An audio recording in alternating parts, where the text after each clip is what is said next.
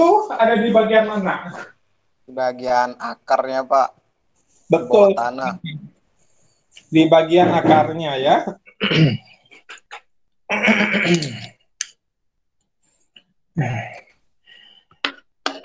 Baik. Saya membuka laptop dulu. Okay. Kebetulan saya selama 1 minggu ini ada perjalanan bisnis di salah satu kota di Indonesia bagian tengah.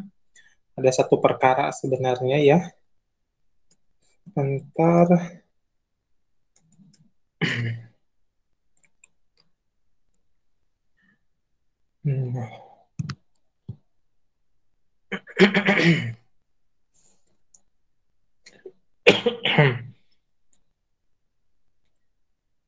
Ini.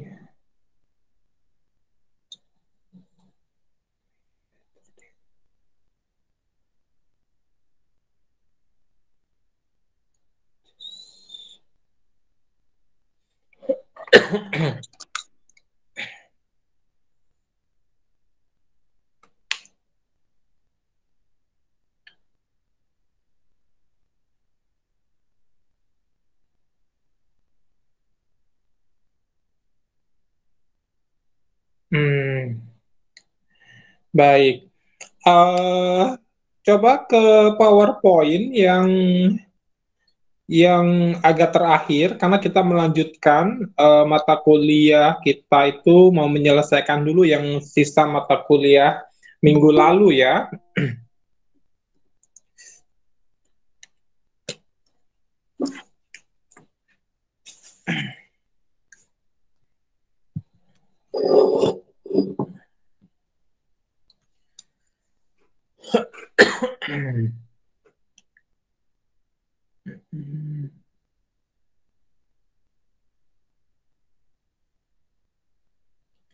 Nah, sekarang kita lihat secara sekilas dulu ya, terkait dengan untuk merefresh ingatan rekan-rekan sekalian, terkait dengan pengertian daripada filsafat ya. Jadi yang disebut dengan filsafat itu merupakan sebuah cabang ilmu filsafat, yakni filsafat tingkah laku atau etika. Itu terkait dengan definisi yang diberikan oleh Muchtar Kusumaatmadja. Bahkan lebih lanjutnya, filsafat hukum ini berasal dari bahasa Inggris. Ada dua istilah, dari legal philosophy atau philosophy of law. Kemudian kalau dalam bahasa Indonesianya itu kenapa disebut filsafat hukum? Karena memang diambil dari terjemahan philosophy of law. Tapi kenapa bukan legal philosophy? Nah, di sini Profesor Muchtar Kusumaatmadja menjelaskan bahwa jikalau filsafat hukum itu merupakan saduran atau terjemahan dari legal philosophy, maka itu sama artinya bahwa filsafat ini ada keterbatasan dalam memahami atau ruang lingkup daripada kajian keilmuannya, yakni hanya dilihat hukum itu dari kacamata undang-undang semata. Padahal filsafat hukum secara pengertian itu lebih umum, maka lebih tepat kalau filsafat hukum itu diambil dari kata philosophy of law atau filosofi daripada legal philosophy ya. Sebab hukum itu kan semata-mata bukan hanya yang bersifat resmi ataupun berbentuk dalam bentuk undang-undang, tetapi hukum itu kan banyak macamnya ya, ada etika, sosial, religi, agama, itu bagian daripada norma-norma ataupun kaidah-kaidah hukum yang memang tidak bisa kalau hanya filsafat hukum jika diterjemahkan dari legal philosophy. Maka dengan demikian, lebih tepat kalau filsafat hukum itu diambil dari terjemahan philosophy of law. Nah, yang menjadi pertanyaan kita sekarang, kenapa filsafat hukum ini selalu dipersamakan atau diidentikan dengan pengertian dari bahasa lain? Dalam hal ini adalah bahasa Inggris misalkan. Ada legal philosophy, ada philosophy of law. Karena ini harus menyamakan persepsi dari segi definisi antar bahasa tentunya.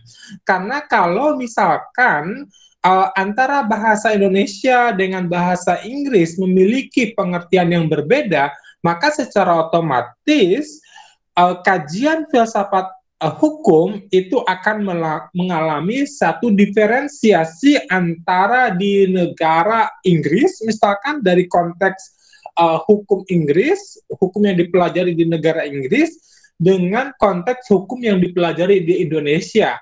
Sehingga tadi yang disebut dengan akar tumbuhan yang merupakan bagian daripada filsafat hukum itu menjadi tidak ada persamaan definisi yang baku. Nah, sekarang kita lihat ya terkait dengan sejarah perkembangan filsafat hukum. Kalau kita lihat filsafat hukum ini, kalau dilihat dari beberapa periode, itu ada 4 periode kalau saya mengkategorisasikannya ya, tentang sejarah perkembangan filsafat hukum. Pertama adalah dari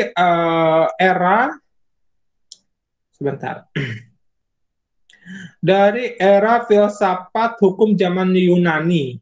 Nah, Yunani dahulu kala rekan-rekan merupakan salah satu negara yang secara keilmuannya itu adalah paling berkembang daripada Amerika, Australia, atau apalagi Asia, ya. Peradaban-peradaban yang terbentuk di zaman dahulu itu adalah berasal dari negara Yunani, tentunya ya. Kalau kita melihat dari perspektif keilmuan secara umum, walaupun nanti mungkin akan ada bantahan-bantahan dari pihak lain, oh negara maju tentang keilmuan bukan di negara Yunani, tetapi adalah di negara-negara misalkan Islam, ya, seperti Cordoba. Itu di mana Cordoba ya? Pernah mendengar istilah Cordoba itu? Kemajuan Spanyol ya? Sebentar, Spanyol. Apa di mana itu Cordoba? Spanyol. Spanyol, betul. Yang ada Masjid Hagia Sophia ya. Nah, kalau kita melihat pun sebenarnya Cordoba ini kan merupakan bagian daripada negara di Eropa, ya. Nah, Yunani, Spanyol itu adalah negara bertetanggaan sebenarnya. Hanya memang dahulu kan belum ada namanya perpisahan antar negara, yang mungkin bisa jadi cakupan yang disebut dengan Cordoba itu adalah terdiri dari Spanyol, Yunani misalkan ya, kalau secara sejarah kenegaraannya. Tetapi kalau kita kembali ke dalam filsafat hukum, awal mulanya perkembangan sejarah filsafat hukum ini berasal dari zaman Yunani kuno, yaitu pada abad ke-6 sebelum Masehi sampai abad ke-5 Masehi. Yang dimana pada saat itu ya, ini awal mula munculnya tentang filsafat hukum ya. Masyarakat Yunani kuno pada saat itu masih meyakini kekuatan supranatural, bahwa mitologi-mitologi berkembang itu adalah berasal di negara Yunani. Nah, kekuatan supranatural ataupun mitologi itu artinya ilmu-ilmu yang berdasarkan pada mitos ya, itu memunculkan kepercayaan di mayoritas masyarakat Yunani bahwa kepercayaan mereka itu adalah berpatokan pada dewa-dewi Olympus. Waktu saya kuliah di Italia, saya beberapa kali ke negara Yunani. Dan di situ memang secara peradaban itu Yunani itu sangat berkembang sebelum terjadinya krisis moneter di Eropa. Itu kan awal mulanya di Yunani ya, kejatuhan Yunani itu. Di mana di situ banyak sekali bangunan-bangunan peninggalan zaman dahulu yang sangat megah. Ada yang disebut dengan kuil-kuil dewa-dewi. Ada kuil Heraklius. Nah itu kalau rekan-rekan melihat Instagram saya ya, di situ saya mengunjungi satu bukit. Bukit itu disebut dengan bukit kuil Hera. Hera, tahu kan ceritanya si Hera sama si Zeus itu loh, apa? Si Zeus ya, yang dewanya para dewa-dewa itu. Zeus, Zeus. siapa? Zeus ya, kok Zeus kalau buah. Zeus itu kan menikahnya dengan si Hera. Si Hera itu kan istilahnya itu katanya apa, pelakor. Dulu itu kan Zeus itu sebenarnya bukan dengan Hera. Dulu tuh Zeus itu menikahnya dengan si siapa, ada lagi Dewi itu punya anak Hercules tuh ya, yang dalam cerita-cerita itu ya, kalau dalam film-film fiksi tuh. Nah, di bukit itu ada khusus bukit Hera di Yunani itu. Kalau sore hari ya, tebing-tebing bukit itu kalau kena matahari itu langsung jadi kayak berubah kayak apa itu, rivalnya God of War. God of War ya. Itu si bukit-bukit itu berubah menjadi keemasan, betul-betul jadi warna emas. Kan kita bisa membedakan ya, kalau ada tebing kena matahari pasti itu paling menyilaukan mata ya, kuning biasa gitu. Tapi ini memang bukit itu, bukit batu, kalau kena matahari sunset tuh, itu langsung mengeluarkan cahaya emas. Dan itu memang disebutnya itu di situ ada kuil Hera dibangunnya. Tapi memang kuilnya udah hancur ya, tinggal robohan-robohannya itu. Nah, kembali lagi ke pembicaraan sini. Jadi pada saat zaman Yunani itu, filsafat hukum itu diawali dari masyarakat Eropa, khususnya masyarakat Yunani yang mempunyai anggapan bahwa kekuatan supranatural itu merupakan kekuatan yang sangat paling tinggi, ya. Mereka bergantung kepada kepercayaan dewa-dewi Olympus. Nah, kemudian proses pematangan ini berlanjut pada masa keemasan filsafat Yunani dengan keberadaan tokoh-tokohnya seperti Socrates, Plato, dan Aristoteles. Ini ada tokoh-tokoh dari filosofi kuno Yunani.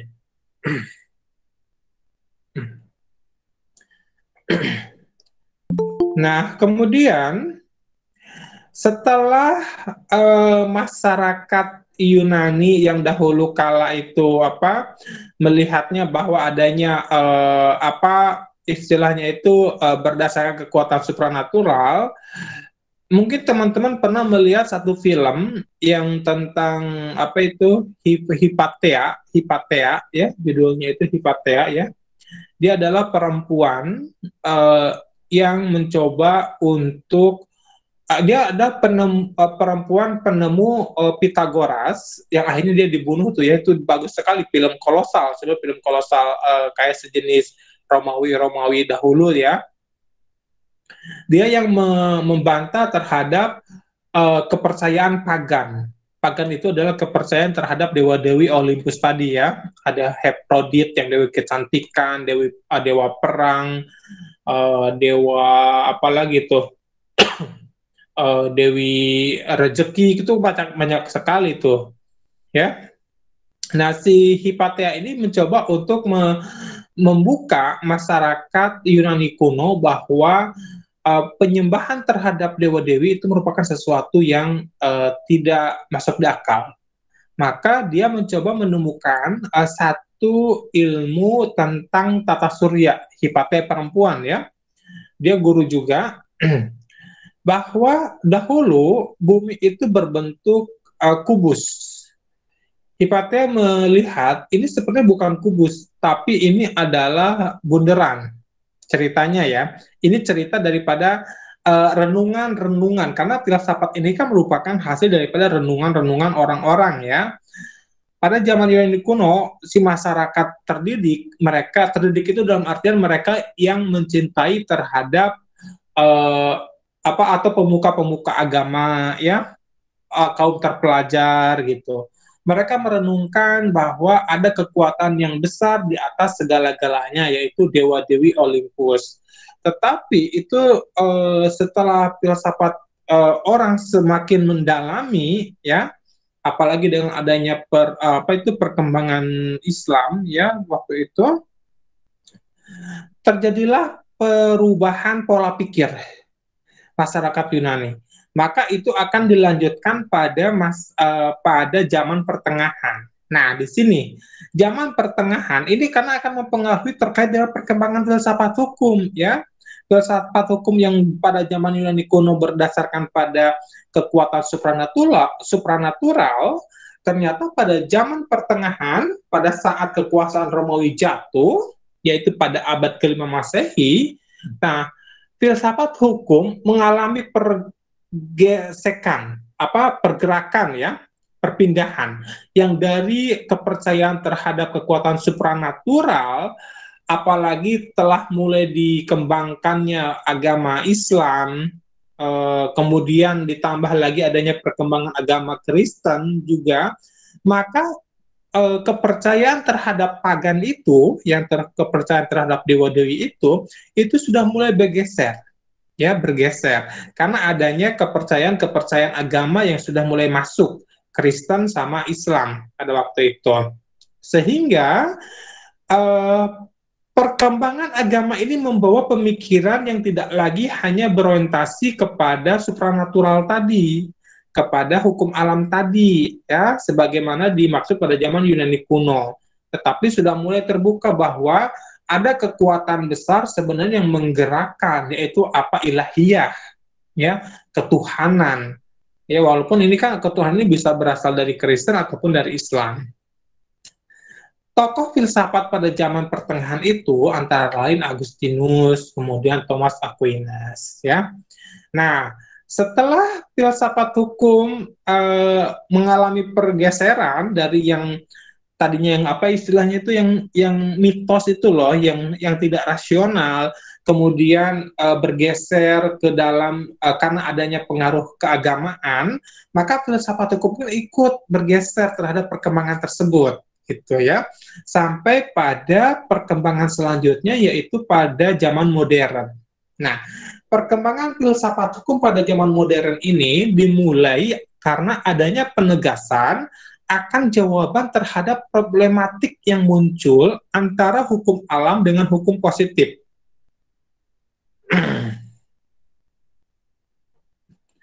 Pada masa ini muncul aliran-aliran filsafat filsafat hukum yang menggugat ketergantungan manusia kepada rasio Tuhan. Ya. Di masa zaman modern ini, filsafat hukum lebih ditonjolkan kepada rasio manusia. Jadi pada pertengahan, filsafat hukumnya itu lebih ditonjolkan pada rasio ketuhanan, segala sesuatu yang terjadi di dunia ini adalah kehendak dari Tuhan. Namun sejak manusia terus berpikir dan sampai masuk ke zaman modern, maka pola pikir manusia tersebut mulai berubah lagi. Oh, ternyata segala peristiwa yang terjadi di dunia ini bukan hanya berdasarkan dari ketuhanan saja, tetapi mereka mulai menggunakan logika-logika, rasio manusia yang digunakan untuk misalkan melihat, menganalisis suatu peristiwa. Ini pun yang merubah terhadap pola perkembangan filsafat hukum. Jadi kalau di zaman modern itu, yang ditonjolkan dalam filsafat hukum itu adalah rasio manusia. Kalau zaman pertengahan, itu rasio ketuhanan. Semuanya adalah tergantung pada Tuhan. Pada zaman, di awal tadi itu, pada zaman Yunani, itu lebih kepada kekuatan supranatural dewa-dewi Olympus, ya. Zaman pertengahan, pada rasio Tuhan. Zaman modern itu rasio manusia yang ditonjolkan. Nah, sekarang kita melihat bagaimana perkembangan filsafat pada masa sekarang. Yang dimaksud dengan zaman sekarang itu adalah dimulai sejak abad ke-19. Jika pada zaman modern berkembang rasionalisme, maka pada zaman sekarang rasionalisme itu dilengkapi dengan empirisme yang sebenarnya sudah dirintis pada zaman modern. Filsafat pragmatis menolak kebenaran pengetahuan melalui rasio semata. Tetapi kebenaran itu wajib diuji dengan dunia realistis. Artinya begini, filsafat hukum pada masa sekarang ini itu harus diuji cobakan pada pengalaman-pengalaman, tidak hanya pada rasio manusia semata. Ya, tidak seperti pada zaman modern. Tapi kalau zaman sekarang itu segala sesuatu itu harus diukur dengan empirisme, dengan pengalaman-pengalaman, dengan apa yang terjadi, maka dicampur adukan antara rasio manusia dengan pengalaman dia sebagai manusia hidup misalkan, maka disitulah yang disebut dengan perkembangan filsafat hukum pada zaman sekarang. Sehingga banyak sekarang aliran-aliran filsafat hukum yang menitik beratkan pada empirisme, ya. Nah, pada filsafat empirisme inilah maka menimbulkan aliran-aliran baru seperti realisme hukum. Jadi realisme hukum itu tidak hanya mengandalkan pada undang-undang sebagai hukum utama, tetapi sumber hukum yang paling utama itu adalah kenyataan-kenyataan sosial yang kemudian diambil oleh hakim dalam putusannya. Artinya begini, rekan-rekan, ya. Realisme hukum, aliran filsafat hukum zaman sekarang, atau alirannya salah satunya adalah realisme hukum. Realis itu kan realita, ya. Realita itu apa? Kenyataan, fakta. Jadi realisme hukum itu adalah apa yang sebenarnya terjadi di tengah-tengah masyarakat sehingga itu membentuk satu kebenaran, membentuk pada satu ketentuan atau kaidah atau norma hukum. Nah, kalau dalam sumber hukum, realisme hukum itu tidak hanya melihat pada undang-undang semata, ya, tidak bersifat positivistik, tapi realisme hukum artinya bahwa hukum itu bisa dibentuk dari peristiwa-peristiwa yang terjadi di kalangan masyarakat. Maka disinilah kalau kita lebih runutkan lagi ke yang lebih kecil, bahwa realisme hukum ini contoh konkretnya adalah pada saat hakim memutus suatu perkara, maka tentunya hakim tidak hanya melihat pada undang-undang semata, tetapi harus menggali nilai-nilai yang terjadi dalam masyarakat. Itu dalam pasal 30 Undang-Undang Kekuasaan Kehakiman. Pasal 30 Undang-Undang Kekuasaan Kehakiman itu menggunakan pola pikir daripada filsafat hukum realisme. Gitu. Ya. Tapi Pak, kan ada istilah bahwa hakim itu corongnya undang-undang. Betul. Itu yang disebut dengan positivisme hukum. Dan itu memang terjadi di Indonesia, ya. Kenapa? Karena kita menganut pada sistem hukum civil law. Hukum sivil, bukan common law, ya, bukan hukum Eropa. Kalau hukum civil law atau hukum civil atau civil law itu sumber hukum yang paling utama adalah apa yang tertulis dalam undang-undang. Negara mana saja yang menganut civil law? Contohnya Indonesia, ya. Kemudian Itali itu civil law. Kemudian Prancis, Belanda itu civil law, ya.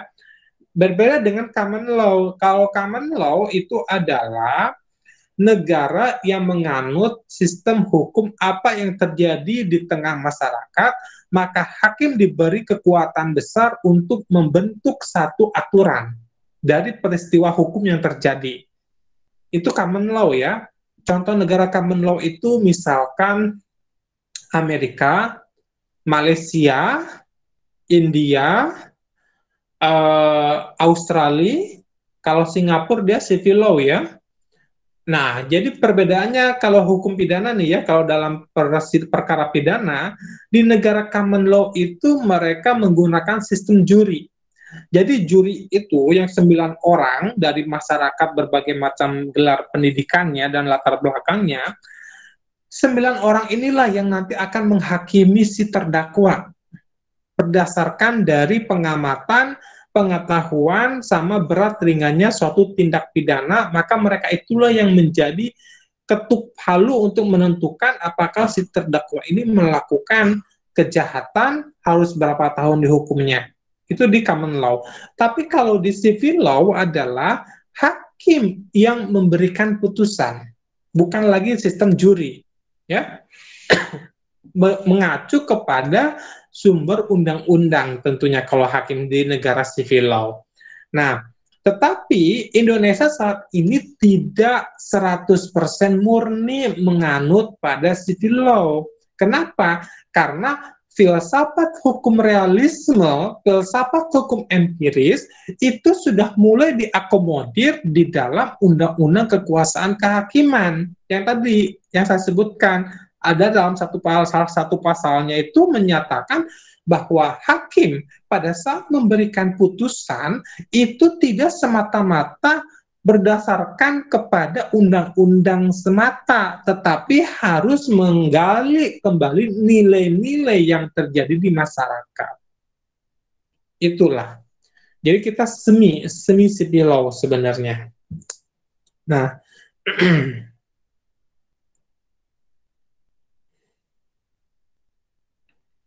jadi di sini disebutkan juga kebebasan kepada hakim itu yang kemudian mencapai puncak daripada aliran realisme yang paling menentang terhadap positivisme hukum. Jadi rekan-rekan, dimanapun nanti rekan-rekan berada, kalau mendengar kata hukum positif, itu langsung di benak rekan-rekan harus terpikir hukum positif adalah hukum tertulis, ya, atau positivisme hukum. Kalau ada isme-isme, itu artinya paham, filsafat, itu harus diingat ya. Positivisme hukum artinya adalah satu pengetahuan, satu paham yang berdasarkan pada hukum tertulis. Negara kita adalah negara yang mengacu pada positivistik hukum, artinya segala ketentuan undang-undang itu harus dibukukan, harus dituliskan.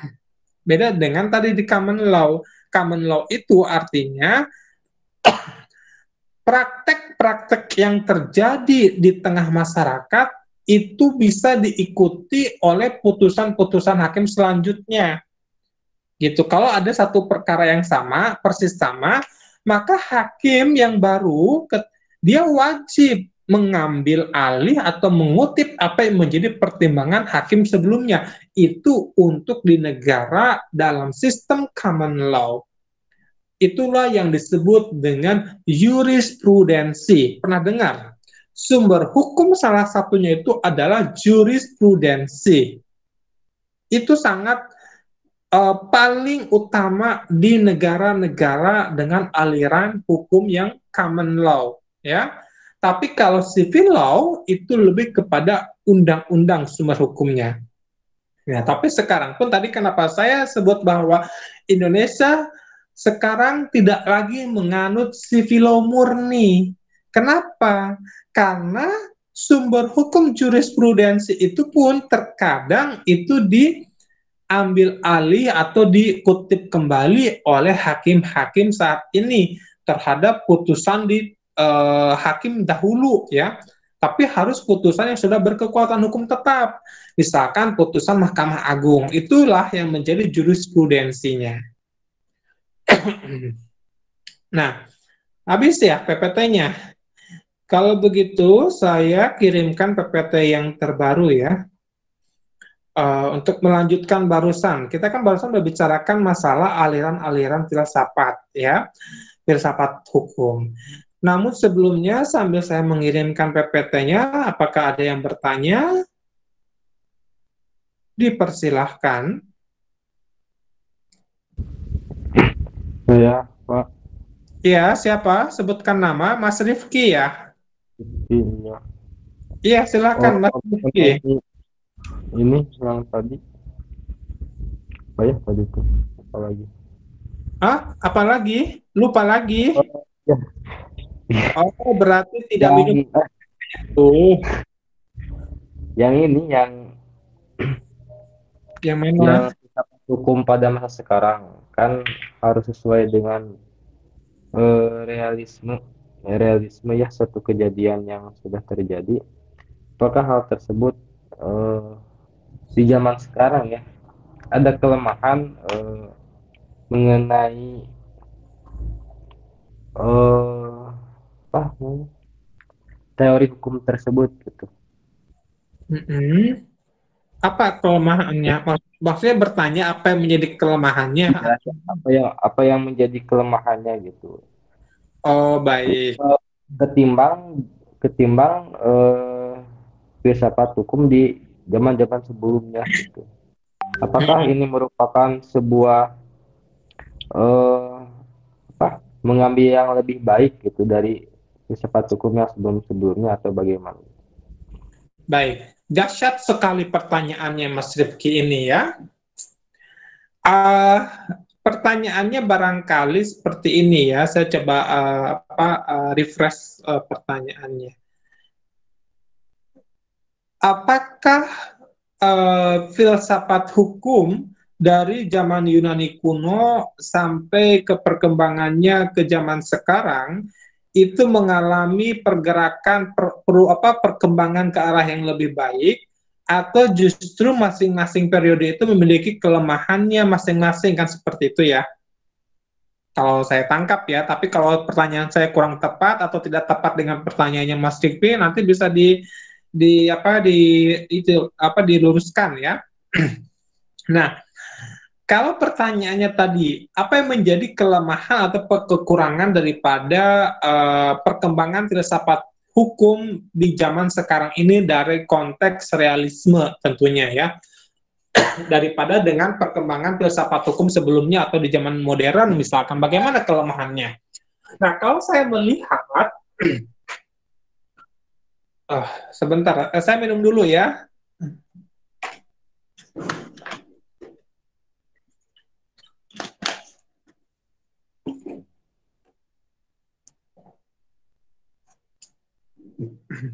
Saya sudah kirim PPT ke Mas siapa tadi, Bas Azam kalau nggak salah ya.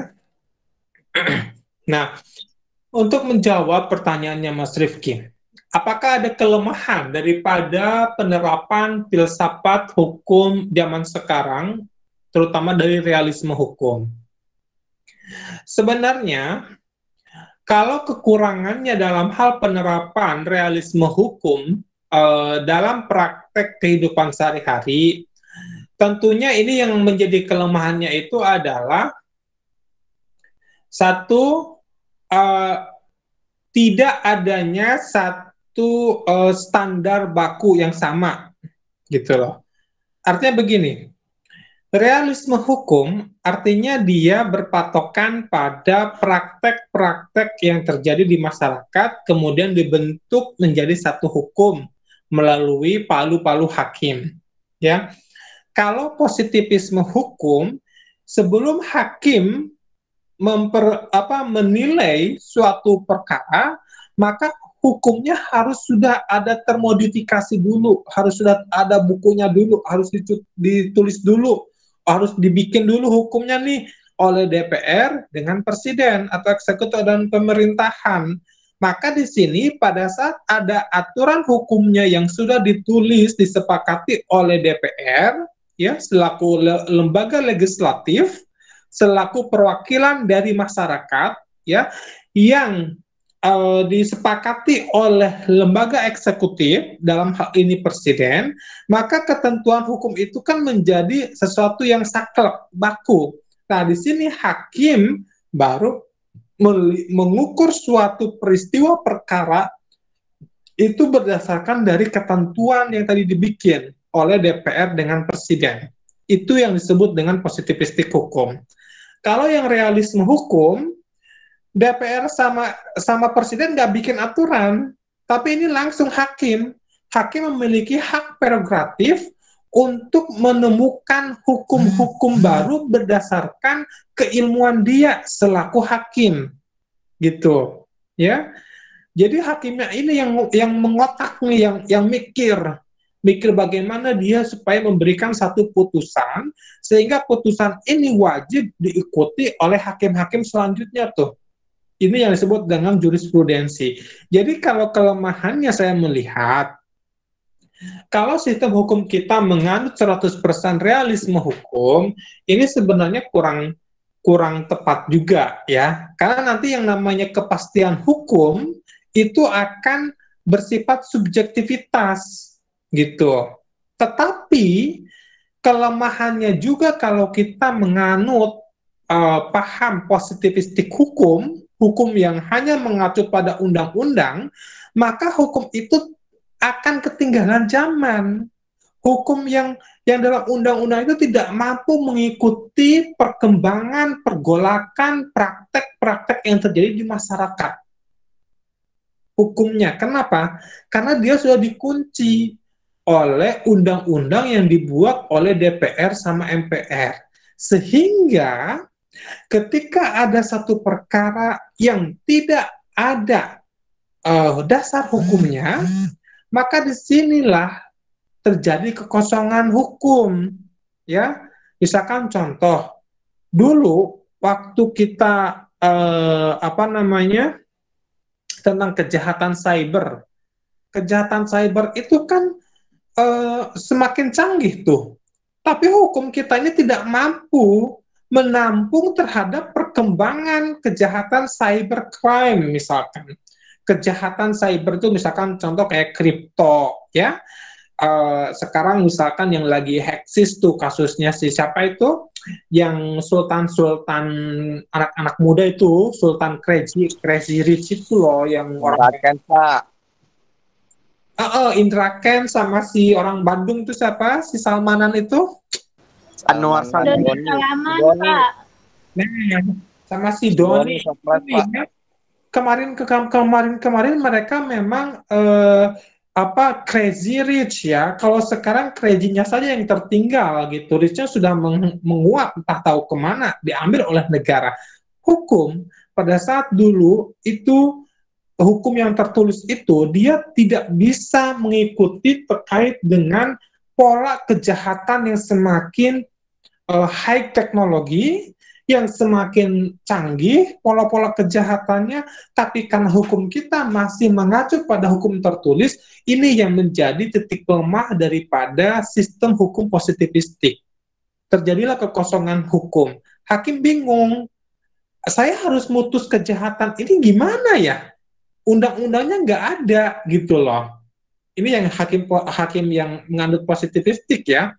Maka di sinilah tadi yang saya sebut terkait terjadilah yang namanya kekosongan hukum gitu.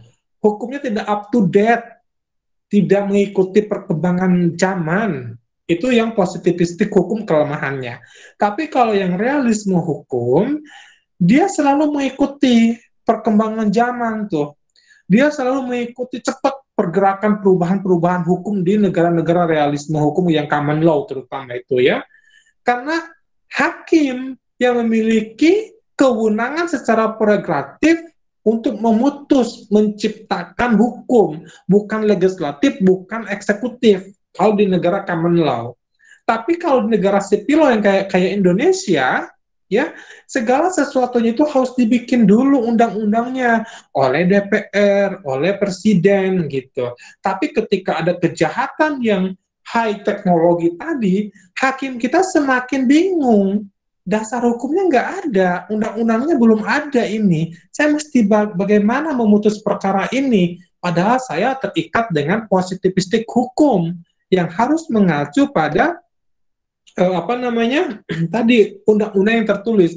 Maka inilah dianut dalam pasal 1 Kitab Undang-Undang Pidana yang dijelaskan tentang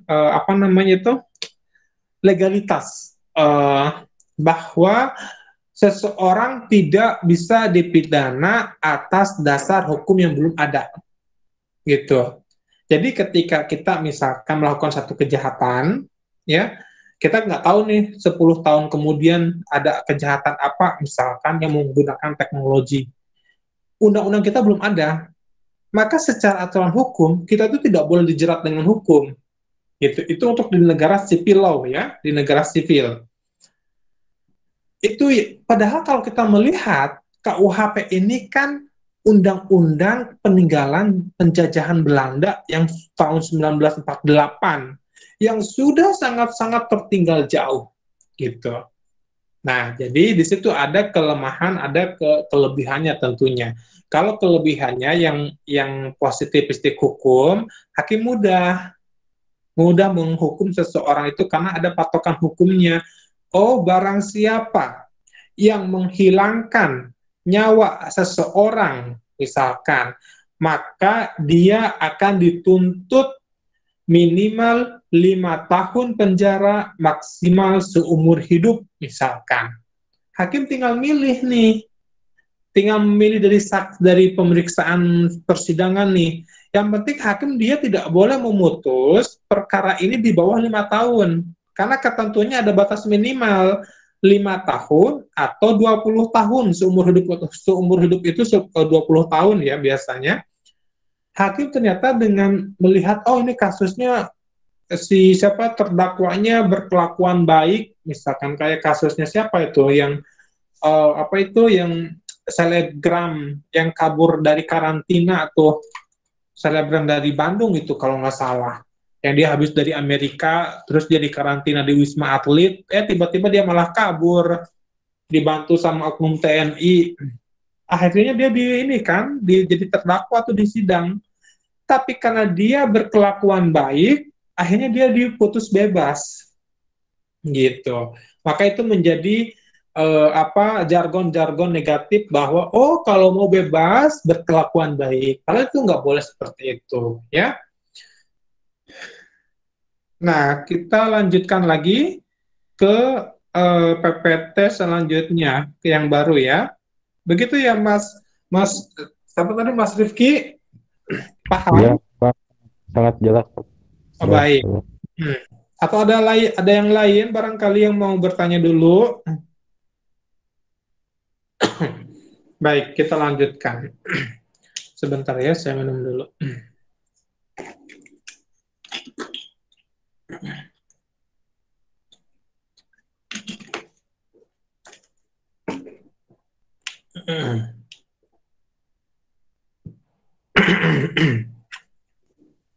Nah,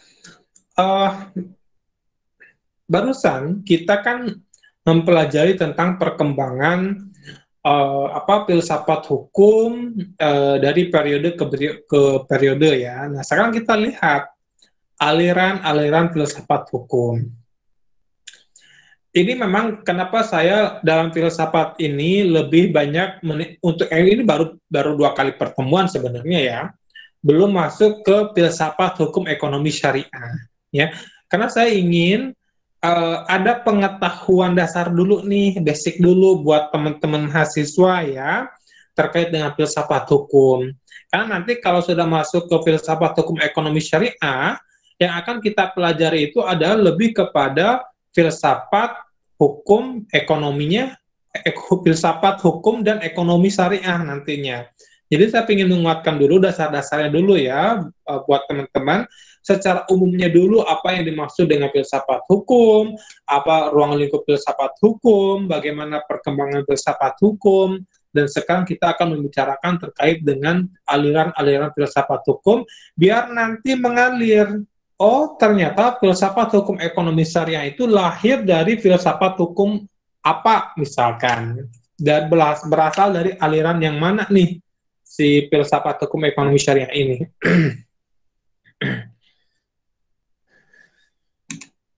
Nah, rekan-rekan, coba dibaca dong yang PowerPoint pertama. Siapa yang membaca dulu? Silakan, Mas Azam. Iya, pendahuluan. Saya tarik nafas dulu.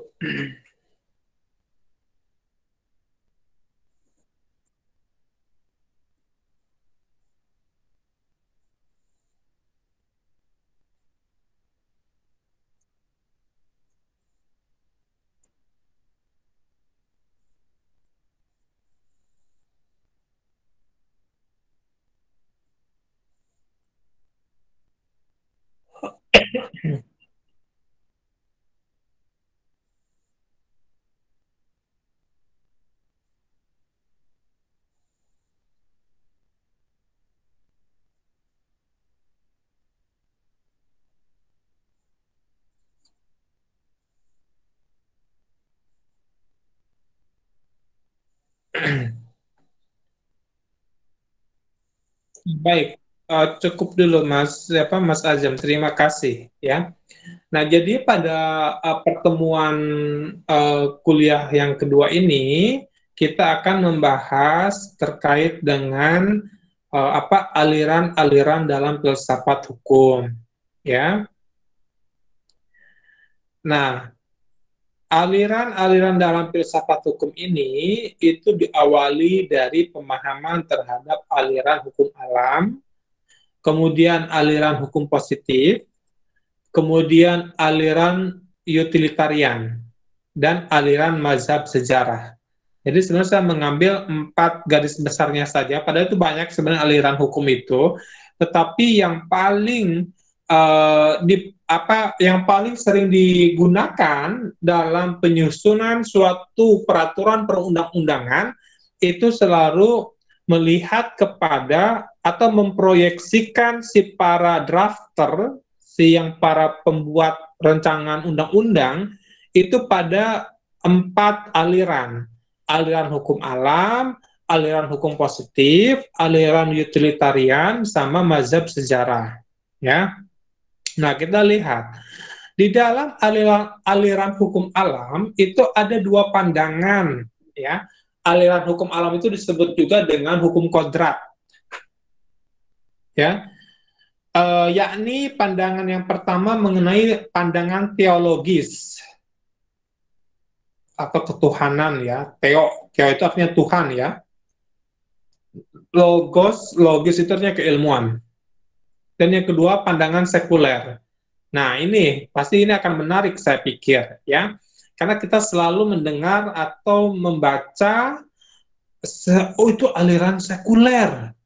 Sekuler, dia hati-hati loh, sekuler. Nah, sebenarnya kita akan lihat nih dari pandangan filsafat hukum, ya. Apa itu sekuler? Apa itu lawannya sekuler? Berarti kan teologis, ya. Artinya ketuhanan, spiritualitas teologis, ya. Nah, ternyata pandangan teologis sama pandangan sekuler ini itu dianut di dalam aliran hukum alam. Aliran hukum alam ini merupakan salah satu daripada aliran filsafat ilmu, ya. Filsafat hukum maksud saya. Kita lihat. Pandangan pertama terkait dengan pandangan teologis, ya. Di dalam pandangan teologis itu dikatakan bahwa seluruh alam semesta itu diatur oleh Tuhan yang Maha Esa sebagai ciptaannya. Ya.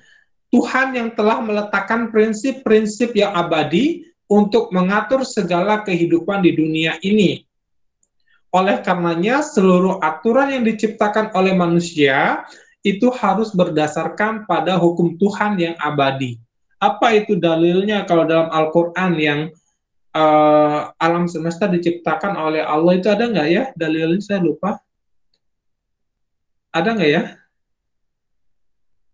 Yang dalil Tuhan yang Maha Esa yang menciptakan segala apa yang ada di bumi dan di langit itu loh apa?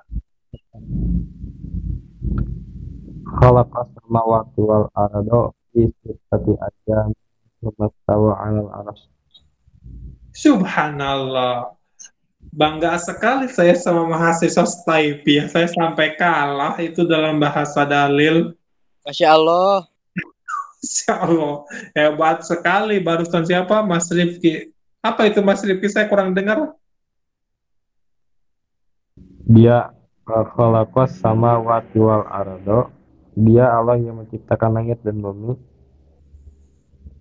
Ya. Fi sittati ayamin dalam 6 hari. Sumastawa 'alal 'arsy. Kemudian bersemayam di atas arsy. Ya. Oke. Bisa itu ya. Dalil itu Al-Baqarah bukan ya? Bukan. Bukan. Apa ya? Yang harus disebutkan ayatnya sama Mas Rifki itu Quran surat apa ya? Surah As-Sajdah ada, Pak. Surat As-Sajdah, ya. Ya, di surah As-Sajdah juga ada. Oh, baik. Nah, itu adalah pandangan teologis kalau dalam filsafat hukum, ya. Segala sesuatu yang terjadi di dunia ini itu adalah atas kehendak Tuhan yang Maha Esa. Takdir istilahnya, ada nggak dalil takdir? Segala sesuatu yang terjadi itu, ini kan ada tuh yang apa, hal-hal apapun yang akan terjadi itu sudah ada tertulis dalam Lauhul Mahfuz itu loh. Apa itu, hadis apa Al-Quran ya? Saya lupa itu. Yang ada kata Lauhul Mahfuz itu loh. Kalimat Lauhul Mahfuz. Nggak ada yang ingat. Fi Lauhim Mahfuz. Iya, ada Al-Quran. Ya itu apa sebelumnya itu mengatakan apa ya? Al-Quran ya. Di surat Al-Buruj, Ustaz. Iya. Salah. Iya benar. Al-Buruj ya. Al-Buruj itu apa? Maksud saya itu kalimatnya gimana, yang titik-titik bla bla bla bla Lauhul Mahfuz itu apa? Kalimat sebelumnya. Bal huwa Qur'anun Majid fi Lauhim Mahfuz. Apa itu artinya ya? Segala sesuatu yang terjadi di dunia ini sudah tercatat di Lauhul Mahfuz kalau nggak salah ya. Iya. Betul. Wah, subhanallah ya, itu anak-anak apa ini Setaipi semester 4 memang calon-calon ustadz ya, insya Allah seperti itu. Nah, kembali lagi ke sini. Dalam pandangan teologis, bahwa segala sesuatu yang terjadi di alam semesta ini sudah diatur oleh Tuhan yang Maha Esa sebagai penciptanya, ya. Apa yang terjadi di dunia ini itu sudah memiliki takdirnya. Ada takdir yang telah terjadi, takdir yang sedang terjadi, takdir yang akan terjadi. Itu apa istilahnya? Kalau dalam ilmu agama, iya, qada dan qadar ya. Kalau qada dan qadar itu apa artinya? Qada itu yang ditulis di Lauhul Mahfuz sejak zaman dahulu. Kalau qadar yang terjadi sekarang gitu. Oh, oke. Jadi kita itu dulu sebelum kita dibuat oleh orang tua, sebenarnya kita itu sudah tercatat ya di Lauhul Mahfuz, itu namanya kodo ya. Dan sekarang kita lahir, hah? Bukan? Iya benar. Iya begitu kan. Nah, kembali lagi ke sini loh. Jadi saya berusaha untuk menyambungkan terhadap pemahaman agama kita gitu. Walaupun memang saya mohon maaf, saya sama juga dari pesantren sebenarnya, tapi saya memang sudah lupa itu, tidak makanya saya hafal clue-nya, saya hafal gitu, tapi membaca dalilnya itu yang saya tidak hafal. Jangan seperti saya ya, mudah-mudahan rekan-rekan ya harus lebih lebih bergairah dalam mempelajari agama tentunya. Nah, kembali lagi ke sini. Pandangan teologis. Jadi dalam pandangan teologis ini disebutkan bahwa aliran hukum alam menitikberatkan bahwa segala sesuatu yang terjadi di dunia atau di seluruh alam semesta ini tidak terlepas daripada tangan Tuhan yang Maha Esa. Tuhan yang telah meletakkan prinsip-prinsip yang abadi untuk mengatur segala kehidupan manusia di dunia ini, ya. Oleh karena itu, seluruh aturan yang diciptakan oleh manusia itu wajib hukumnya mengacu pada ketentuan hukum Tuhan yang abadi tersebut. Inilah yang disebut dengan syariah, ya kan? Beberapa kelompok masyarakat di Indonesia mengharapkan dan bahkan sedang memperjuangkan agar segala ketentuan hukum yang berlaku di Indonesia menganut atau berprinsip daripada hukum-hukum ilahiyah, ya. Seperti kota apa, provinsi apa yang sudah menerapkan syariat Islam, ya kita menyebutnya hukum syariat Islam, ya. Hukum Islam itu apa disebutnya? Ya syariat Islam, ya. Siasah, ada jinayah, ada apa lagi tuh? Hukum Islam itu ya syariat Islam, ya, betul. Itu apa? Provinsi mana yang menerapkan hukum Islam di Indonesia? Aceh, betul. Di Aceh atau daerah istimewa Aceh itu ada yang disebut dengan konun. Ada konun, ya? Oh, iya benar. Kalau dalam dalam Hima Persis itu kan ada konun asasi, konun dahili, ya. Konun itu apa? Tata tertib, kan. Nah, di Aceh pun ada yang namanya konun, istilahnya itu. Konun itu adalah sejenis peraturan daerah sebenarnya. Peraturan-peraturan daerah yang dimodifikasi, yang di dalam satu bundelkan, itulah yang disebut dengan konun Aceh kalau nggak salah, konun Dangro Aceh, Nangro Aceh. Contohnya misalkan mereka menerapkan hukum cambuk, ya, hukum rajam. Tapi kayaknya Aceh belum menerapkan hukum potong tangan, ya, kisos, ya, kalau nggak salah, ya. Nggak, iya benar. Mereka kayaknya di Aceh itu tidak menerapkan yang maling dipotong, ya, tangannya, misalkan. Tidak. Tapi Aceh itu dia menerapkan syariat Islam secara limitatif, ya. Yang kira-kira misalkan masih berpotensi tidak berperi kemanusiaan, maka itu tidak bisa diterapkan, gitu. Jadi ada pembatasan dalam penerapan syariah, perda syariah di Aceh tentunya. Nah, pandangan teologis inilah yang mengharapkan bahwa semua aturan-aturan hukum yang ada di suatu negara itu wajib mengacu kepada hukum alam atau hukum teologis, ya. Mungkin hal ini di negara-negara Islam, ya, seperti yang negara Arab sana, ya, Iran atau Arab Saudi itu menerapkan nggak, ya, tentang hukum Islam? Iran bisa, ya, Iran, Pakistan kalau nggak salah itu menerapkan hukum Islam, ya. Iya. Ya. Iya. Betul. Kalau di Indonesia itu belum bisa menerapkan hukum teologis dari perspektif teologis. Kenapa?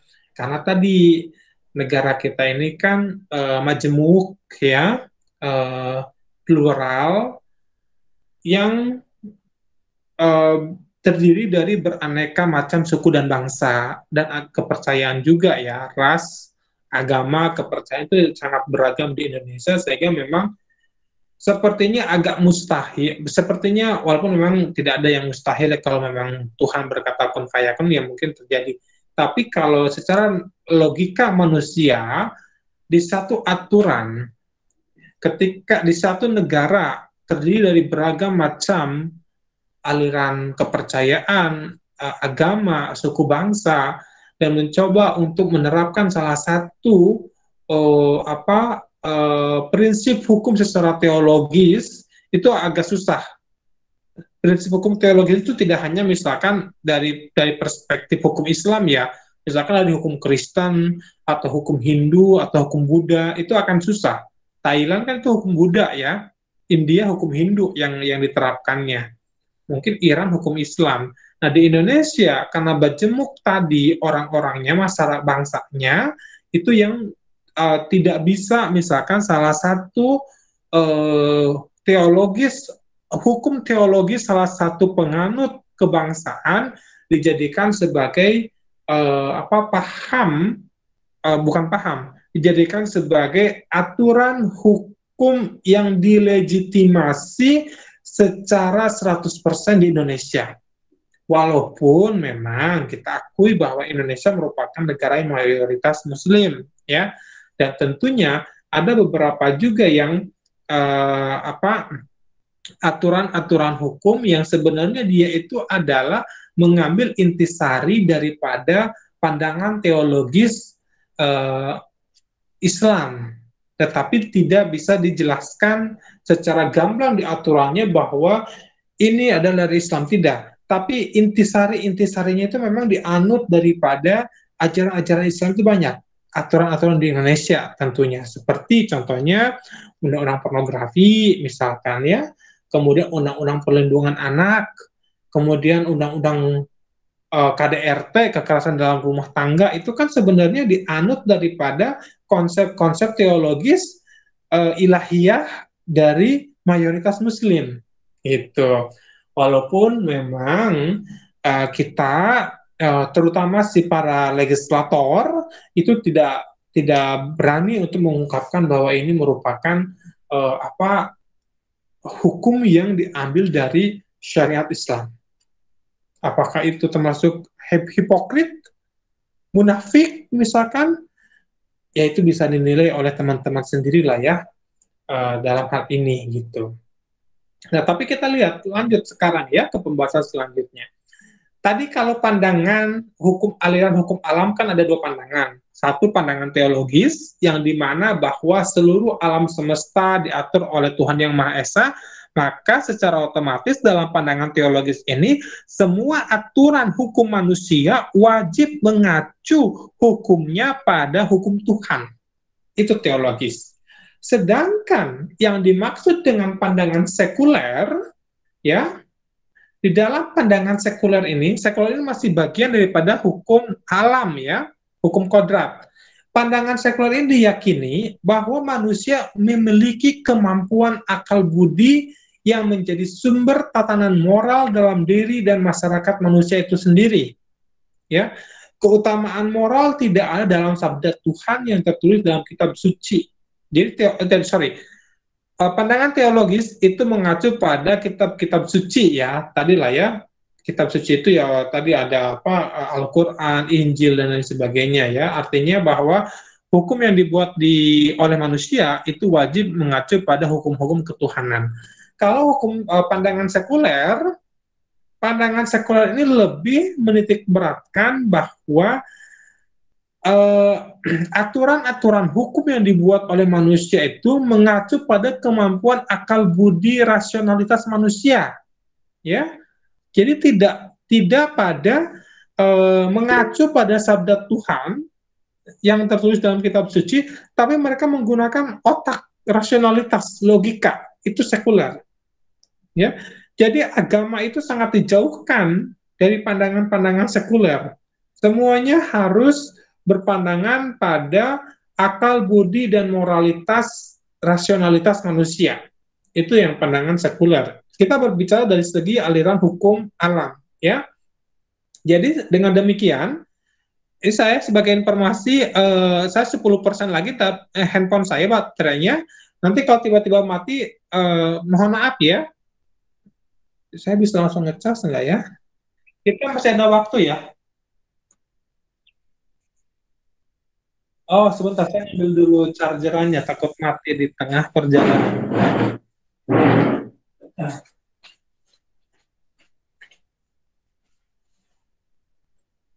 Silakan, ada yang mau bertanya? Gimana chargeran saya? Anwar katanya mau bertanya, Anwar. Mas Anwar mau bertanya apa? Silakan Mas Anwar. Ini mohon maaf, saya pakai kaos, saya ngajarnya karena saya di dalam kamar ya. Oke, saya ingin bertanya, Pak. Silakan Mas Anwar bertanya apa? Mengenai filsafat ini, Pak. Iya. Apakah ilmu filsafat ini bisa dikatakan ilmu tidak pasti? Dan apabila kalau memang ilmu ini tidak pasti, kan kita banyak belajar tuh ilmu yang pasti-pasti aja tuh kan, Pak. Yang memang adanya gitu kan. Nggak dibuat maksudnya nggak, ya apa sih namanya tuh? sesuatu yang mengambang gitu Ya, filsafat. kayak suatu mengambang gitu, misalnya kayak filsafat gitu kan, Pak. Itu aja sih, Pak. Baik, Mas Anwar, sebentar. Mas Anwar itu barusan komplain ceritanya ya. Kenapa sih kita mempelajari filsafat seperti kita mempelajari keilmuan yang ngawang-ngawang, tidak jelas katanya gitu ya, tidak seperti ilmu-ilmu yang pasti dan lain sebagainya kan gitu ya. Nah, pertama, seperti yang saya sampaikan Mas Anwar, kita berbicara filsafat berarti kita sedang mempersiapkan diri untuk lebih memahami keilmuan turunan daripada filsafat. Gitu. Nah, memangnya saya berbicara usul fikih itu ada filsafatnya misalkan gitu. Atau saya berbicara masalah lembaga perbankan syariah, memang saya mempelajari filsafat. Berbicara sekilas, tentu yang dipelajari tentang lembaga perbankan syariah, misalkan, itu paling apa yang disebut dengan perbankan, apa tujuan mempelajari perbankan syariah, kan gitu-gitu ya. Ketika dosen yang mengajarkan tentang lembaga perbankan syariah, mengapa kita mempelajari perbankan syariah, apa tujuan mempelajari perbankan syariah, apa pengertian perbankan syariah, itu pada dasarnya dosen itu sedang mengajarkan kepada mahasiswanya menggunakan metode pendekatan filsafat, gitu, ya, menggunakan pendekatan filsafat. Kenapa menggunakan pendekatan filsafat diawali dengan tadi apa yang dimaksud dengan perbankan syariah? Mengapa kita mempelajari perbankan syariah? Apa tujuan kita mempelajari perbankan syariah? Pertanyaan-pertanyaan itu sebenarnya kita sedang diajak oleh si dosen untuk berpikir filsafat, gitu. Karena materi lembaga perbankan syariah itu tidak langsung kita berbicara misalkan perbankan syariah di Indonesia adalah ini ketentuannya ini. Tetapi saya yakin semua mata kuliah itu selalu diawali dengan pertanyaan-pertanyaan dasar. Mengapa? Apa yang dimaksud dengan ekonomi makro misalkan? Kenapa mempelajari ekonomi makro? Bagaimana penerapan mempelajari ekonomi makro? Nah, pertanyaan-pertanyaan itu sebenarnya Mas Anwar itu adalah pertanyaan filsafat, gitu. Hanya kitanya yang tidak menyadari. Kita tidak menyadari bahwa kita itu sedang berpikir filsafat pada saat kita mempertanyakan sesuatu hal. Karena tadi filsafat itu adalah inti daripada kita ingin memunculkan rasa keinginan tahuan. Itu dasar daripada filsafat. Tapi memang selama ini kita tidak pernah menyadari, gitu. Karena seakan-akan konsep filsafat yang ada di benak oleh rekan-rekan, seperti yang sekarang kita pelajari, misalkan tentang teologis, sekuler, mazhab, apalagi tadi, zaman modern, zaman Yunani, zaman sekarang, realisme hukum, itu kan tidak pernah dipelajari dalam lembaga perbankan syariah, tidak dipelajari dalam ekonomi makro secara kontekstual, betul tidak dipelajari.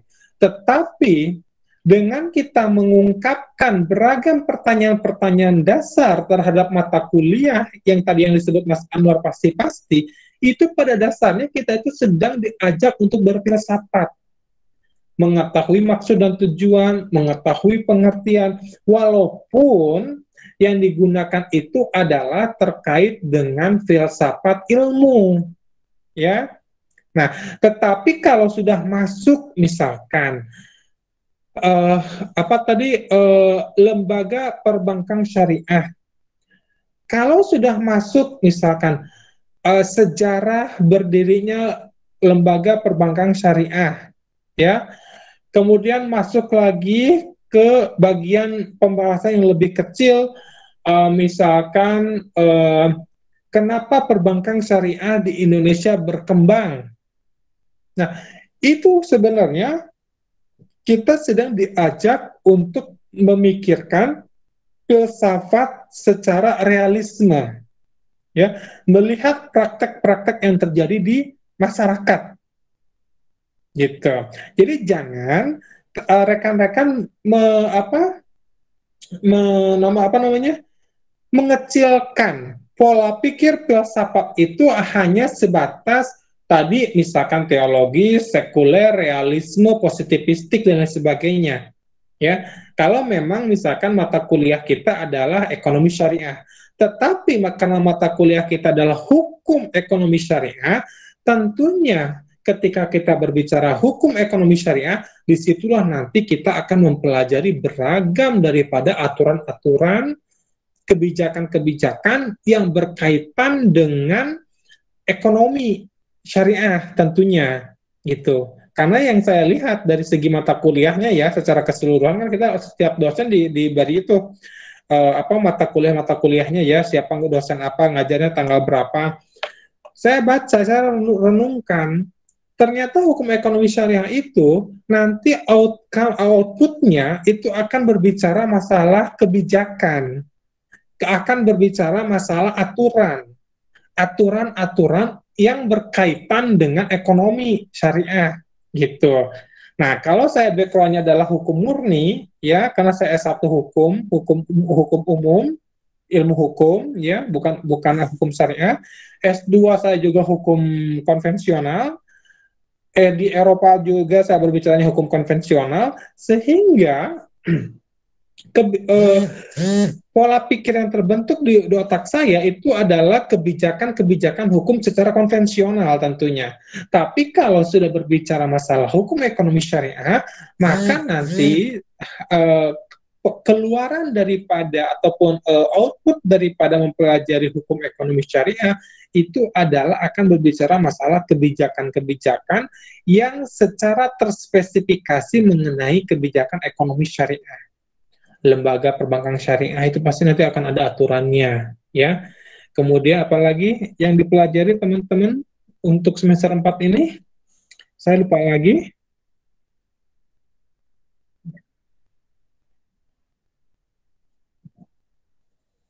Nah, apalagi kalau berbicara etika bisnis Islam ya, itu pasti akan berdekatan dengan filsafat, karena itu akan berbicara masalah etika. Etika itu adalah sesuatu yang tidak bisa dilihat oleh mata, tetapi dia bisa dipraktekkan. Tapi etika ini mesti dibakukan dalam bentuk misalkan kode etik atau dalam bentuk kode etik itu apa ya? Aturan-aturan etik ya, aturan-aturan etik di suatu perbankan misalkan, di suatu lembaga keuangan. Maksudnya lembaga keuangan syariah ya, karena ada syariah-syariahnya ya. Lembaga-lembaga keuangan Islam misalkan. Nah, itu akan berdekatan dengan filsafat sebenarnya, hanya memang pada saat kita berpindah ke kuliah yang lain, kita tidak sadar bahwa filsafat itu ya cukuplah di mata kuliahnya Kusnadi, misalkan kita berbicara masalah filsafat itu cukuplah di mata kuliahnya Pak Kusnadi, sedangkan di mata kuliahnya Pak Helmi ya berbeda lagi. Padahal kalau kita mencoba untuk mengakulturasikan knowledge kita, pengetahuan kita antara filsafat yang dipelajari di mata kuliahnya hukum filsafat hukum, dengan yang di Pak Helmi misalkan, itu akan justru menambah kekritisan teman-teman mendalami terhadap kajian-kajian mata kuliah turunannya.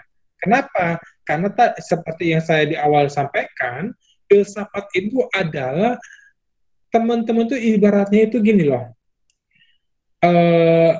bayi yang akan belajar berjalan, tetapi si bayi ini dia sedang bagaimana agar dia bisa berjalan gitu loh. Jadi mulai dari latihan merangkak dan sebagainya itu harus ada dikuatkan, misalkan tulang belulangnya bayi itu ya, dikasih nutrisi makanannya dengan apa? Dengan filsafat. Kalau dalam konteks ini ya masyarakat akademis ya seperti kita semuanya. Begitu ya Mas. Siapa tadi Mas Anwar?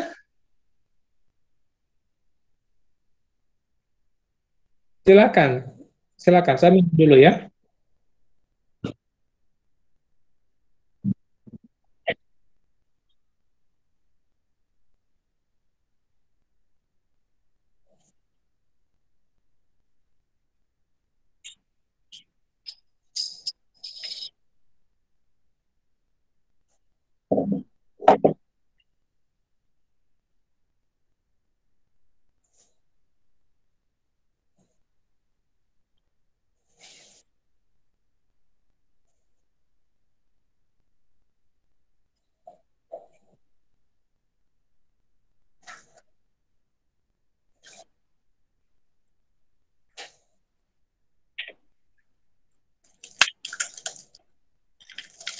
Baik. Sebentar ya. Itu pertanyaan yang bagus sekali ya. Karena barusan Mas Azam. Mas Azam itu sedang menggunakan pola pikir filsafat sebenarnya. Ya, hanya Mas Azam nggak nge. Sebenarnya Mas Azam itu barusan sedang mengkritisi dirinya, mengkritisi logikanya, sehingga muncul pertanyaan. Itulah yang disebut dengan pertanyaan filsafat. Ya, kebanyakan kita itu bertanya, tapi kita tidak menyadari bahwa pertanyaan kita itu sebenarnya membutuhkan pertanyaan filsafat dan jawaban filsafat. Gitu.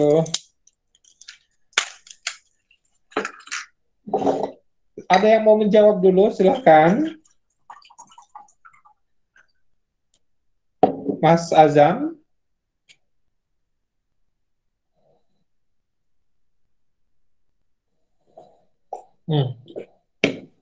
Baik. Terkait dengan Mas Ajam tadi membaca ini ya, slide yang sekuler ya.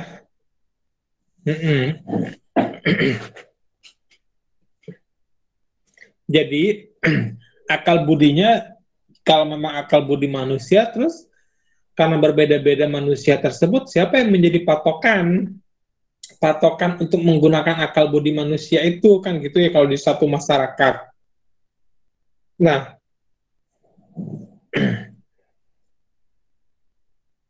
sebentar.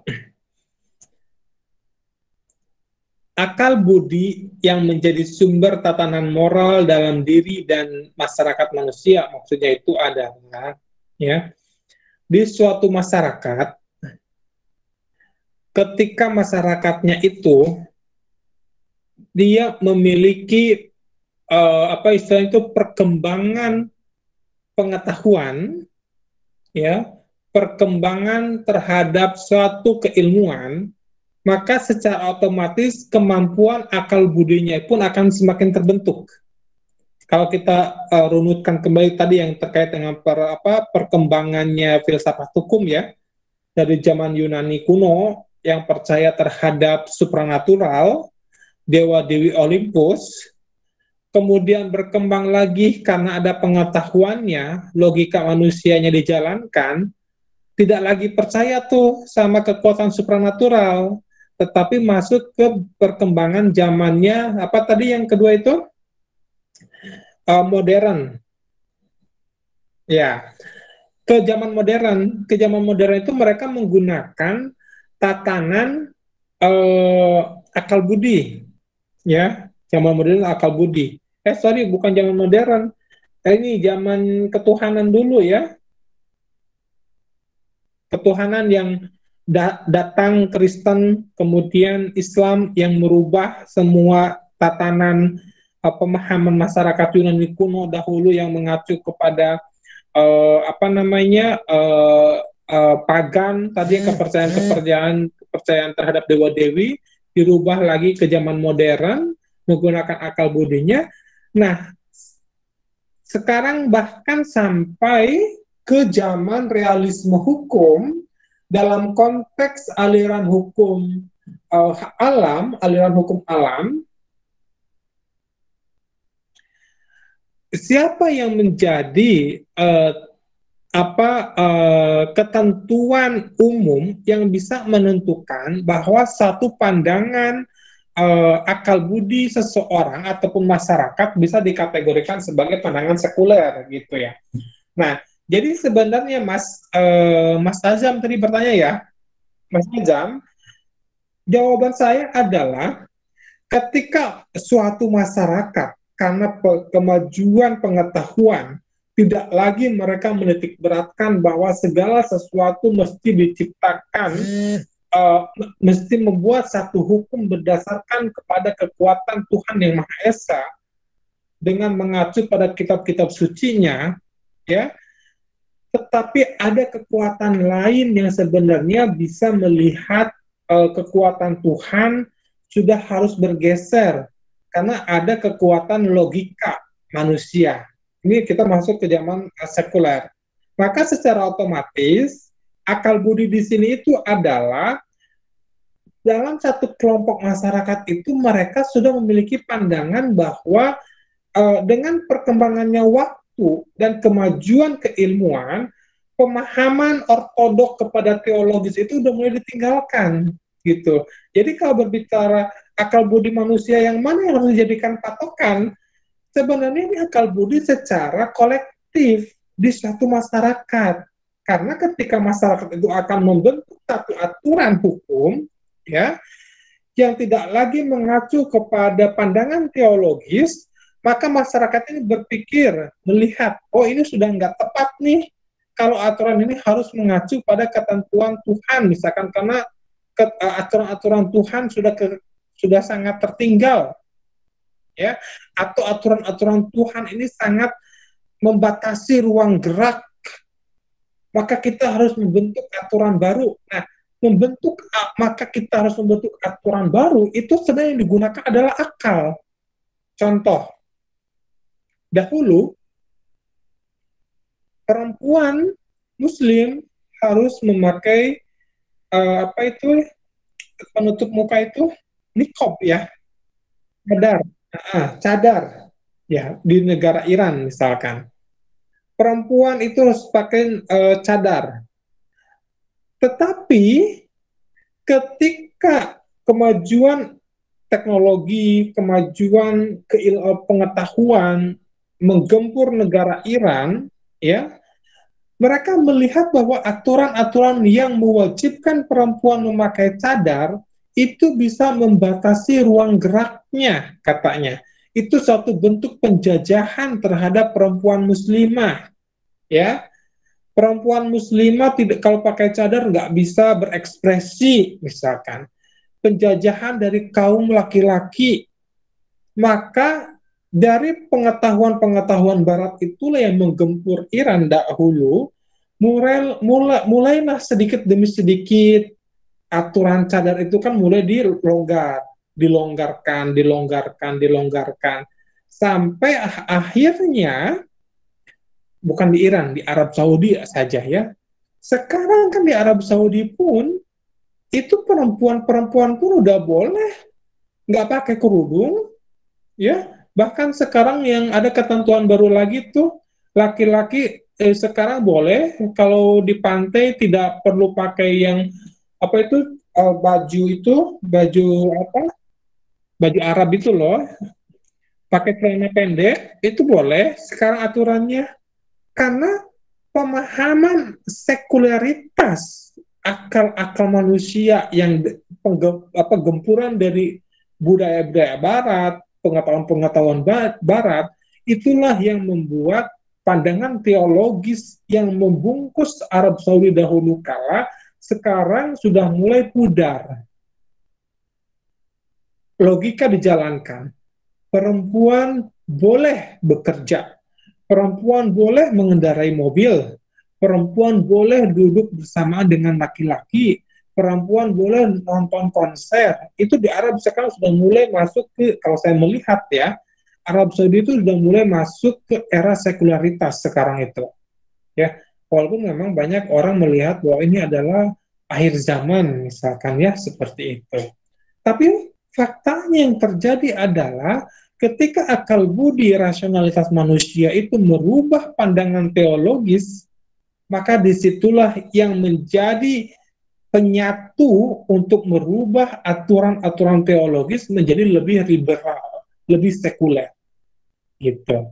Nah, kalau patokan akal budinya siapa? Sebenarnya ini adalah bukan patokan perorangan. Kalau untuk merubah tatanan sistem hukum di suatu negara, karena dia harus membutuhkan kesepakatan secara tidak, maksudnya kesepakatan politik dari masyarakatnya, merubah aturan hukum teologis menjadi lebih terbuka. Itu kan kesepakatan dari masyarakat, gitu. Artinya masyarakatnya sudah berpikirnya logika, nalar, akal budi yang digunakannya, gitu. Maka jadilah negara sekuler. Bahkan Turki kan sekarang udah masuk ke negara sekuler juga ya, yang azan menggunakan bahasa Turki, azan ya. Itu ada juga tuh. Sekarang agak susah negara-negara Islam yang bisa mempertahankan pandangan-pandangan teologisnya 100%. Negara mana ya yang masih mempertahankan pandangan ketuhanan, aturan-aturan Tuhan yang harus diutamakan, itu ada nggak ya di negara? Gimana? Brunei Darussalam. Brunei Darussalam itu kan sebenarnya kalau saya lihat, negara itu adalah negara yang tidak 100% menggunakan hukum syariah. Tidak menggunakan pandangan teologis 100%. Kenapa? Contohnya misalkan ya, dalam peristiwa perkawinan kemarin tuh yang Putri Brunei ya, itu kan tetap aja menggunakan perkawinan-perkawinan yang ala-ala barat, ala-ala Amerika, karena pendidikannya si Putri Brunei ataupun si suaminya itu kan dari Amerika, gitu. Jadi memang agak susah sekarang itu menemukan satu negara yang memang betul-betul masih mempertahankan pandangan teologis dalam sistem hukumnya 100%. Bagaimana dengan Iran misalkan? Iran, ya, setelah kemenangan siapa kemarin itu yang Afghanistan apa Iran ya? Yang Taliban itu di mana itu Taliban? Afghanistan ya. Nah itu kok pada saat Afghanistan kemarin kalah tuh, kan wanita-wanita Afghanistan terbuka ya, yang bisa cantik-cantik, foto-foto cantik yang pernikahan dipasang-pasang gitu kan. Tapi ketika Taliban menang lagi, semuanya itu yang spanduk-spanduk perempuan dihapus-hapusin, dirobek-robekin. Para perempuan yang lain yang ketakutan pada melarikan diri dan lain sebagainya gitu. Ya itulah yang bisa menjawab itu sebenarnya dari perspektif hukum internasional ataupun politik internasional ya. Nah, tapi kalau di sini, kalau dalam tadi siapa yang bisa menentukan tentang penerapan akal budi sebenarnya adalah di suatu masyarakat itu sendiri.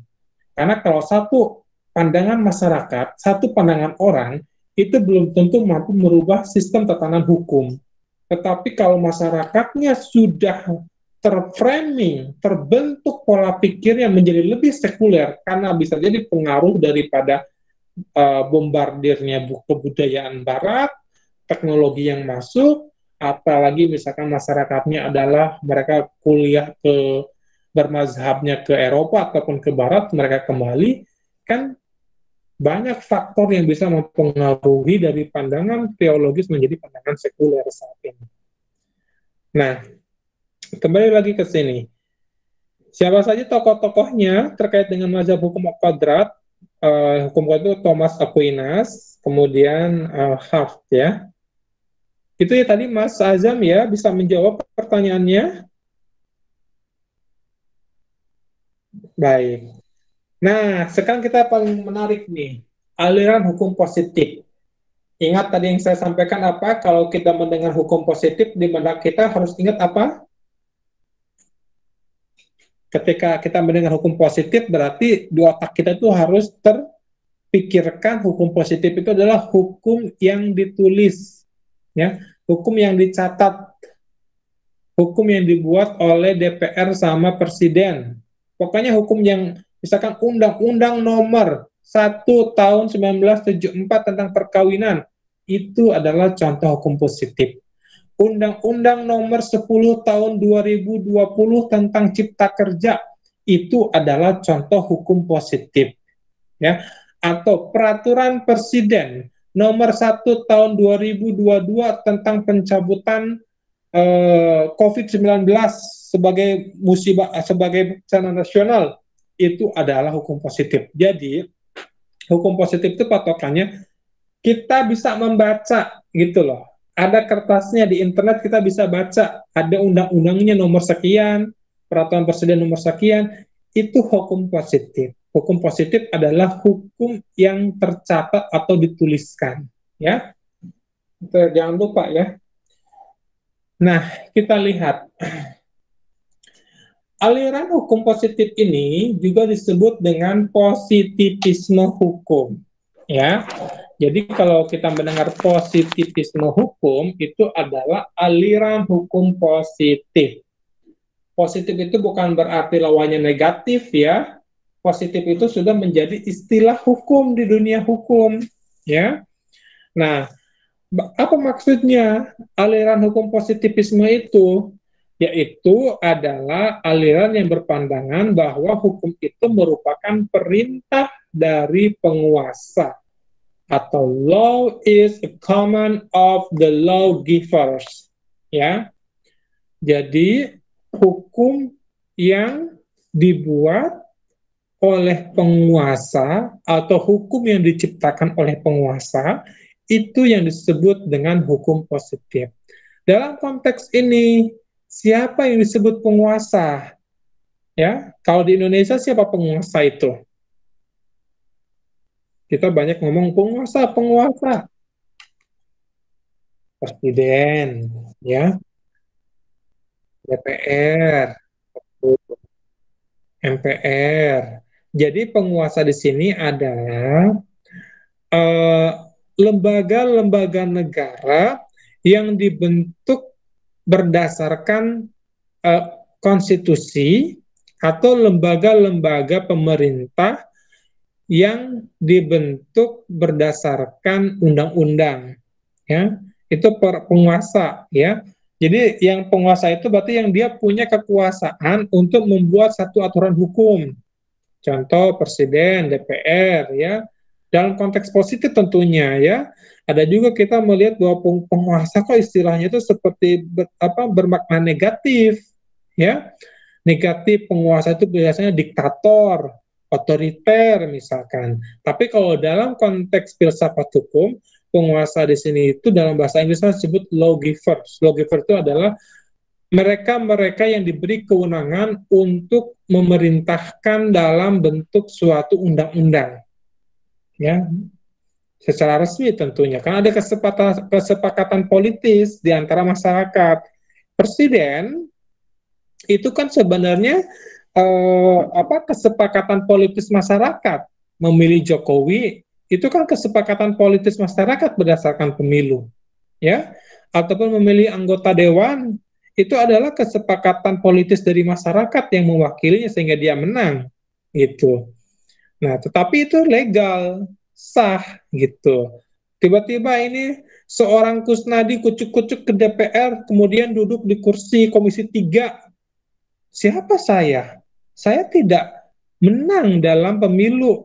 Berarti saya adalah bukan daripada kesepakatan politis masyarakat untuk mewakili kepentingannya yang dilegitimasikan dari pemilu, ya, dari proses pemilu tentunya, gitu.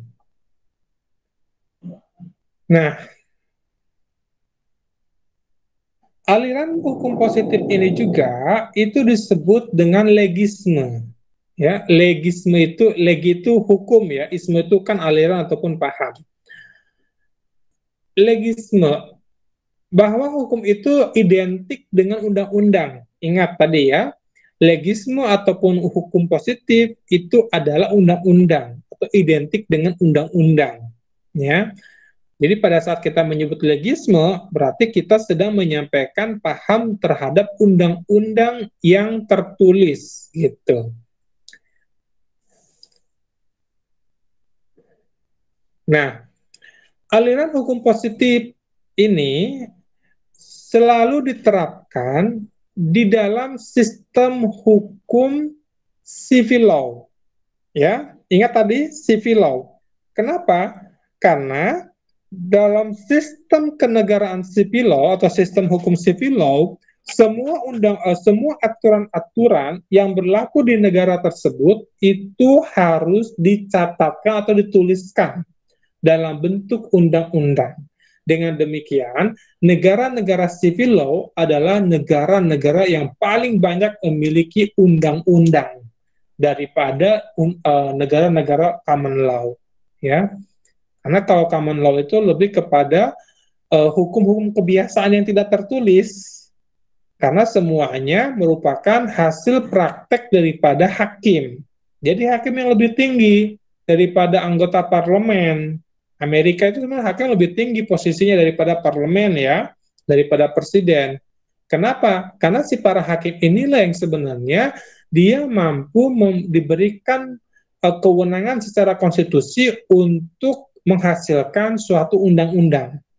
Nah, kalau di kita, di negara civil law seperti Indonesia, yang menganut pada hukum positif atau menganut pada legisme hukum, maka ketentuan-ketentuan undang-undang tersebut itu merupakan produk atau diciptakan oleh lembaga legislatif yang bekerja sama dengan lembaga eksekutif atau DPR dengan presiden, gitu ya. Ingat, hukum positif itu lebih banyak berlaku di negara civil law, ya. Nah, aliran hukum positif ini dapat dibedakan dalam dua corak, yakni aliran hukum positif analitis atau analytical jurisprudence, atau biasanya disebut dengan positivisme sosiologis, ya, yang dikembangkan oleh John Austin. Dan yang kedua, aliran hukum positif berupa aliran hukum murni, yang dikenal juga dengan positivisme yuridis, yang dikembangkan oleh Hans Kelsen. Nah ini ya, jadi ini memang terkadang kalau kita mempelajari filsafat hukum itu sangat menjenuhkan, banyak istilah-istilahnya gitu loh, yang kita nggak ngerti apa itu yang namanya aliran hukum positif analitis, positivisme sosiologis, aliran hukum murni, dan sebagainya. Ini sebenarnya hanya pengetahuan dasar ya bagi teman-teman. Karena sebenarnya untuk pengayaan, untuk pengkajian lebih dalam, nanti kalau teman-teman S2 dan dikuatkan lagi pengayaannya pada saat S3. Jadi jangan salah, S3 itu teman-teman, kita tidak lagi berbicara masalah apa itu ekonomi mikro, apa itu ekonomi makro. Tapi di S3 itu yang dipelajari itu adalah lebih kepada filsafat. Filsafat terus dari awal sampai akhir. Filsafat ekonomi, filsafat hukum, filsafat sosiologis, filsafat, pokoknya S3 itu apapun jurusannya nanti, ya mau S3 bisnis, S3 ekonomi, apalagi S3 hukum ya, itu pasti akan dititik tekankan itu kepada filsafat. Karena kan PhD itu kan bahasa Inggris ya. Kalau di Indonesia-nya kan doktor. PhD itu dalam bahasa Inggris itu S3, artinya filosofi doktor. PH itu filosofi. Jadi S3 itu yang dipelajari itu adalah tentang filsafat. Nah, saat ini saya hanya menyampaikan kulit-kulitnya saja, tidak mendalam. Karena itu nanti akan ada waktunya bagi teman-teman. Pada saat nanti teman-teman mau lanjut S2 atau S3 bahkan, ya. Waktunya sudah habis apa belum?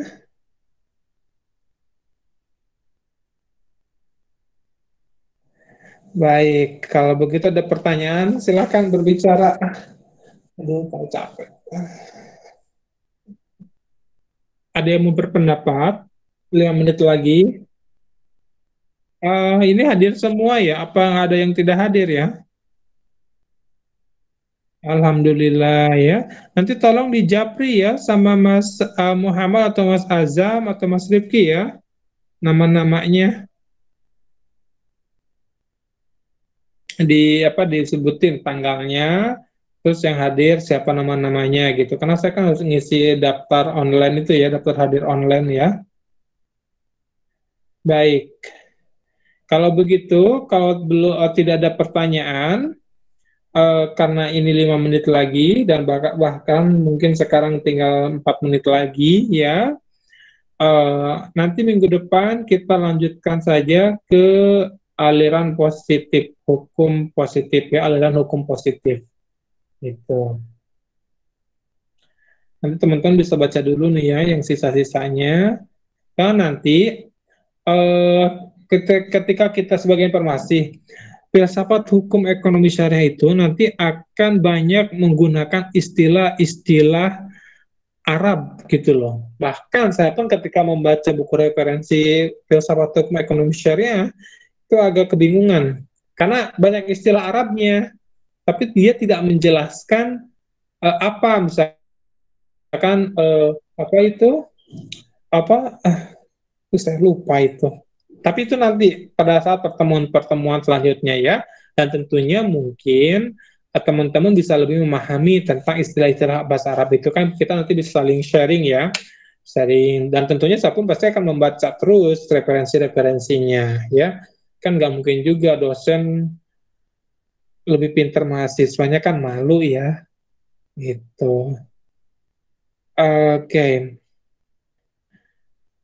Sejauh ini kalau memang tidak ada pertanyaan, saya pikir kita akhiri saja untuk pertemuan hari malam ini. Ya, saya mohon maaf, tadi saya tidak bisa di jam yang diterjadwalkan, karena memang jam segitu kan saya lagi di pesawat ya, kan nggak bisa juga saya mengajak di pesawat.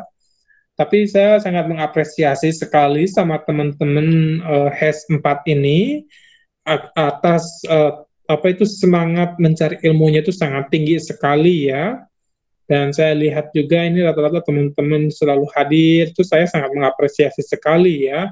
Dan mudah-mudahan semangat ini masih tetap teman-teman pertahankan, karena bagaimanapun juga ini adalah untuk kebaikan dan kemaslahatan teman-teman di masa depan tentunya. Gitu. Dan mudah-mudahan dengan kehadirannya yang terus di mata kuliah saya, tentunya nanti pada saat UTS, wah masih lama sebenarnya kita berbicara masalah UTS ataupun UAS, ini bisa sangat menyokong teman-teman untuk mendapatkan nilai yang lebih baik sebenarnya itu ya, gitu. Dan kalau memang tidak ada lagi yang mau diklarifikasi, ditanyakan, atau menyampaikan pendapat, saya akhiri saja pertemuan mata kuliah malam hari ini. Mohon maaf bila mana ada kata-kata yang kurang tepat, karena itu berasal dari kebodohan saya ataupun mungkin ketidaksiapan saya. Tetapi kalau memang ada sesuatu yang bisa diambil hikmahnya oleh teman-teman untuk menguatkan keilmuan teman-teman, tentunya itu merupakan satu kebaikan ya buat rekan-rekan sekaliannya gitu. Saya akhiri saja dengan ucapan Assalamualaikum warahmatullahi wabarakatuh dan selamat malam.